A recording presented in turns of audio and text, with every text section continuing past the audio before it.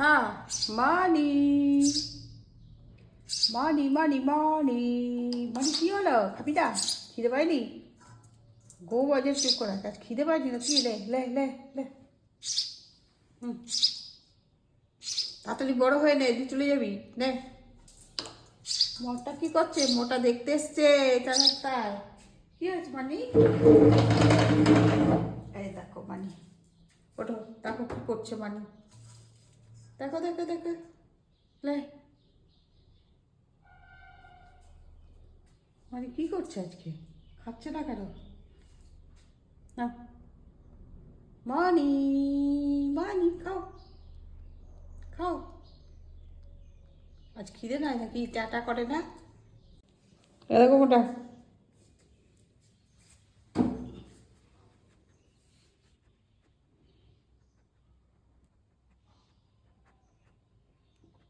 খেয়ে নেবে নাকি? খেও না, বেরো না। মোটা মানি, এটা মানি, মানি আজ খাচ্ছে না।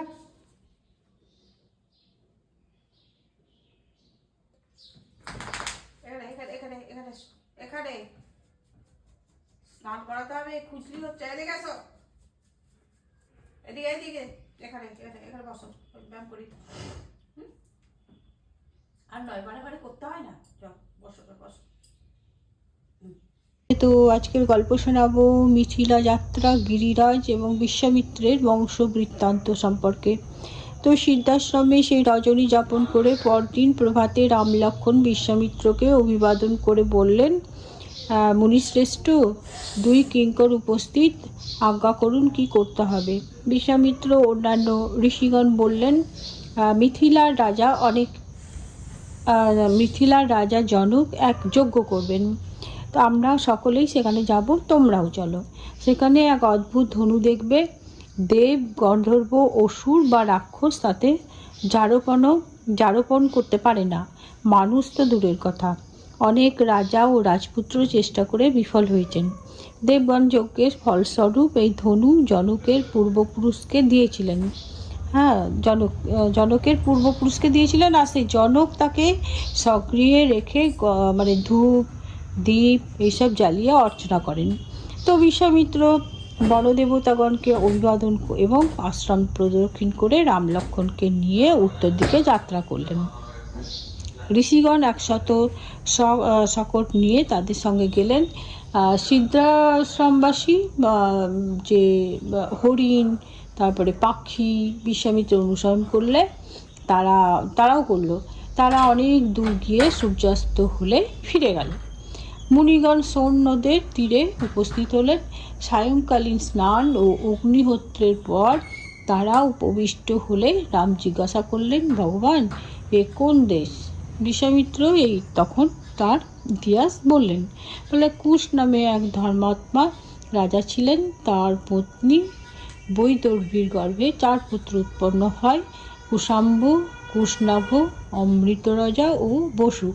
পিতার আদেশে তারা যথাক্রমে এই 4 নগর স্থাপিত করেন। তো কৌশম্বী, মহোদয়, ধর্মারানা ও গিরিব্রজ, এই স্থানেই গিরিব্রজ ওই পঞ্চ যে মাগধী ওই নদী বসু অধিকৃত। কুশনাভের পত্নী ঘৃতচির গর্ভে 100 কন্যা উৎপন্ন হয়। এই সকল রূপ যৌবনবতী কন্যা একদিন উদ্যানে নৃত্যগীত করছিল, এবং ওই নৃত্যগীত করার সময় এমন সময় বায়ু এসে তাদের বললেন, তোমরা আমার ভার্যা হও। তো কন্যারা অবজ্ঞায় হেসে উত্তর দিলে, তো ভূত শ্রেষ্ঠ, তুমি সর্বভূতের অন্তরে বিচরণ করো, আমরাও সকলে তোমার প্রভাব জানি, তবে কেন আমাদের অপমান করছো?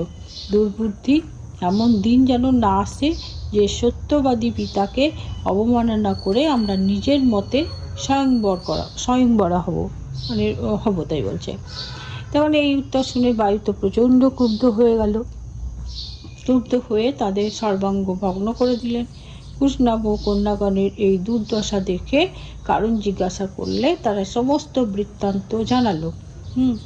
তো কুশনাভ বললেন, তোমরা বায়ুকে ক্ষমা করে আমার কুলোচিত কার্য করেছ। ক্ষমা স্ত্রী ও পুরুষ উভয়েরই অলঙ্কার, ক্ষমাই দান, সত্য, যজ্ঞ, যশ এবং ধর্ম। কন্যাদের অন্তঃপুরে পাঠিয়ে কুশনাগ মন্ত্রীদের সঙ্গে পরামর্শ করতে লাগলেন। চুল্লি নামক মানে এক ঊর্ধ্বরেতা তপস্বীকে সেবায় তুষ্ট করে গন্ধর্ব কন্যা সোমদা একে পুত্র লাভ করেছিলেন। তো ওই পুত্রের নাম ব্রহ্মদত্ত। ইনি কাম্পিল্য নগরীতে রাজ্য স্থাপন করেন এবং কুশনাভ তার সঙ্গে নিজের শতকন্যার বিবাহ দিলেন। ব্রহ্মদত্ত কন্যাগণের সঙ্গে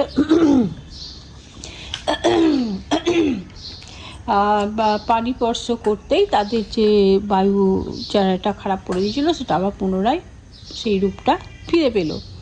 কুশনাভ যখন পুত্র কামনায় পুত্রষ্টি যাগ করলেন এবং তার পিতা কুশের আশীর্বাদে গাধী নামে পুত্র লাভ করলেন।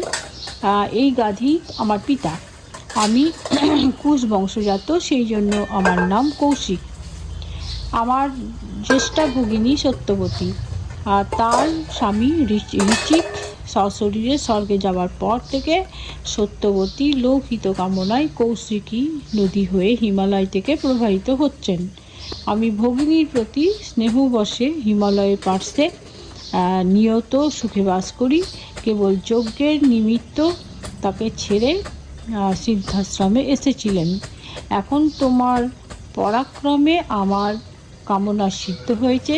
আমার বংশবৃত্তান্ত এবং এই স্থানের বিবরণ বা তুমি জানতে চেয়েছিলে তা বলা হলো। তো অর্ধরাত অতীত হয়েছে, এখন সবাই নির্জিত হও, এই বলে বিশ্বামিত্র তাদেরকে বললেন। এবং এখানেই আজকে আমি গল্পটা রাখছি, অনেক বড় হয়ে যাবে। তো আজকে মোটামুটি আমার যে কাজগুলো বাইরের বা ঘরের ভিতরে যে কাজগুলো হয়ে গেল, সেই কাজগুলো হওয়ার পরে এখন এবার আজকে সরাসরি ইয়ে করবো, ওই যে মুড়ি টুড়ি খাবো না, খিদে নাই, কারণ সকালে চামড়ি খেয়ে নিয়েছি। এখন আমি ওই করবো, বাজারও যাব না আজকে। দেখুন কীরকম আমের, আমার মুকুলগুলো আবার প্রচুর পড়ে যাচ্ছে, একটা মন খারাপ হচ্ছে, শুকনো অবস্থা, এত আমের মুকুল জমছে যে বলার কথা না। এই মুকুল যে কতদিন এখন ঝরবে, খাটনিও বেশি হচ্ছে, মুকুল ঝরছে বলে ঘর বা উঠান টুঠান সব নোংরা লাগছে আর কি। তিনটে আম গাছ আছে, তিন দিকেই মুকুল ঝরছে, আম্রপালিরও ঝরছে, ল্যাংড়ারও ঝরছে, তারপরে হিমসাগরেরও ঝরছে, সবই মুকুল ঝরে যাচ্ছে। প্রত্যেক বছরই এরকমই হয়, আসছে প্রচুর, কিন্তু ঝরতে ঝরতে অল্পতেই দাঁড়াই আর কি। তো এখন আমার সব কাজ তো মোটামুটি স্নানের আগে যে কাজগুলো হয় সেই কাজগুলো আমার হয়ে গেল। এখন আমি স্নান করব, স্নানের পর করব, ওই যে সবজি টবজি কাটবো। আজকে আবার কুমড়োও আছে, আছে কী বলে ওটাকে, মোচা আছে, কলার, তো কাঁচা কলার না এখন পাকা কলা তা তো জানি না, তেতো হয় একটা, কোন গাছে পাকার না কাঁচার আমি ঠিক তাও জানি না, মুখে দিয়ে বুঝবো, যদি ভালো হয় তাহলে ভালো করেই রান্না করব। তো এখন স্নানটা সেরে নিই।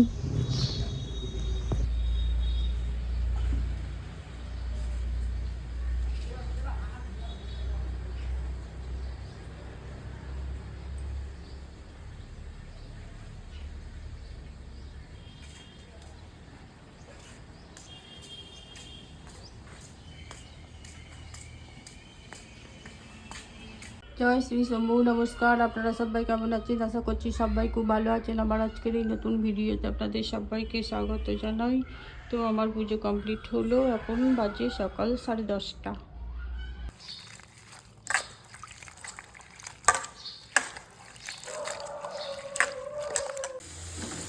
কুমড়োর তরকারি করব, তো পেঁয়াজ দিয়ে দিয়েছি তেলের মধ্যে, একটু পাঁচফোড়ন দিয়ে তেজপাতা দিয়ে, মশলা দেবো না কিছু, পেঁয়াজ দেবো, পেঁয়াজ দিয়ে দিয়েছি, আদা রসুন কিছু দেবো না, একটু দিতে পারি আদা, কিছু রসুন দেবো না, এই ম্যাগি মশলা দিয়ে রান্না হবে। তো কুমড়ো আলু দিয়ে দিলাম,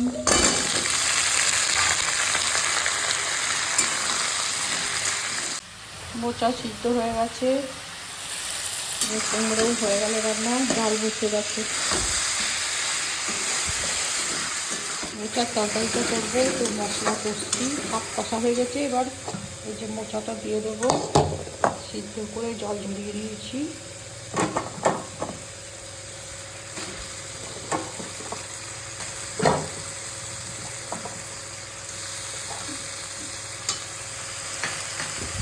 আর আলু তো ভাজা হয়ে গেছে, অর্ধেক মানে পুরোটাই কষা হয়ে যাবে। তারপরে আলুটা দেবো, দিয়ে একটু গরম জল দিয়ে ফুটিয়ে নেবো, গরম মশলা দেবো, একটু ঘি দেবো, দিয়ে নামাবো।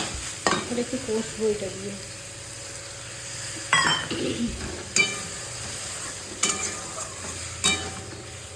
লবণ দিইনি, দেবো এবার। বিনা লবণেই সিদ্ধ করেছি আমি। 4টে সিটি দিয়েছি, 4টে, বড় বড় করে 4টে সিটি। ফুল কেটে সময় নেই, অনেক সময় লাগবে। এখন অল্পই লবণ দিলাম, আর আলুতেও লবণ দেওয়া আছে। শুভ দুপুর বন্ধুরা, এখন বাজে 2:17। তো আমরা ভাত দিয়ে নিয়েছি, আমার রান্না হয়ে গেছে অনেকক্ষণ। তো এখন আমার ছেলে খাবে, আমিও খাবো একসঙ্গেই। তো ওই যে আজকে করলা ভাজা নিয়েছি, আমার ছেলে করলা ভাজা খাবে না, একটু দিয়েছি, আমি একটু বেশি নিয়েছি। আর এই যে কুমড়োর তরকারি, মোচার তরকারি, আর যে মুগের ডাল। আজকের হচ্ছে এই আমার মেনু আজকে দুপুরে। তো আপনারা সবাই খান, আপনারাও খাই, আর সবাইকে শুভ দুপুর জানাচ্ছি। শুভরাত্রি। এখন বাজে রাত্রি 10:30। তো আমার এই যে রাস্তার কুকুরগুলোকে খেতে দিয়ে আসবো, খেতে দিয়ে যাবো আর কি। তারপরে এসে আমি রাত্রিতে খাবো, আমার মোটাকেও খেতে দেবো। এখন আমার পাখিটা ঘুমাচ্ছে, চুপচাপ আছে, ওই যে চিকচিক করছে আওয়াজ পেয়ে আমার। তো এখন যাই খেতে দিতে, ছেলে খেতে দেয়, আমি দিই না। তো ছেলে ডিউটিতে গেছে, নাইট ডিউটি আছে আজকে। তো যাই আমি খেতে দিয়ে আসি। আমার খেতে দেওয়া হয়ে গেল, আজ সব এলোমেলো হয়ে আছে। এই যে সব খাওয়া হচ্ছে, পাতাগুলো তুলে দেবো। ভিডিওটা এই পর্যন্ত রাখলাম। সবাই ভালো থাকবেন, সুস্থ থাকবেন, সাবধানে থাকবেন। প্লিজ আমাকে লাইক, শেয়ার এবং সাবস্ক্রাইব করবেন।